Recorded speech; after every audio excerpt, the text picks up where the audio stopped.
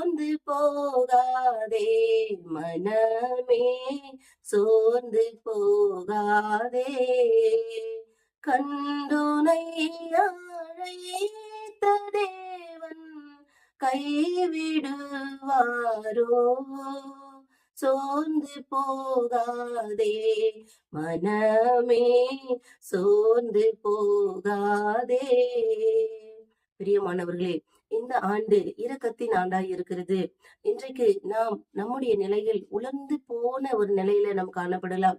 நம்ம சூழ்நிலைகள், நம்முடைய வருமானங்கள், நம்முடைய தேவைகள், நம்மை சூழ்ந்து கொண்டிருக்கிற அனைத்து காரியங்களும் நமக்காக உலர்ந்து போன நிலைமையில இருக்கலாம். இது எப்படி ஆண்டவரே முடியும் என்று சொல்லி நாம் காத்து கொண்டிருக்கிற வேளையில எசேக்கியா 37ஆம் அதிகாரத்தை நீங்கள் வாசிப்பீர்கள் என்று சொன்னால், உலர்ந்து போன எலும்புகள் உயிர் பெற்று அடைந்து ஒரு திரள் சேனையாய் நிற்க என் தேவனுடைய வார்த்தையால் கூடும் என்று சொன்னால், இன்றைக்கு உலர்ந்து போன நிலைமையில் இருக்கிற நம்முடைய வாழ்க்கையும் எடுத்து நிறுத்த என் தேவனால் கூடும். இதை விசுவாசிப்போம். கர்த்தர் நம்மை ஆசீர்வதிப்பாராக.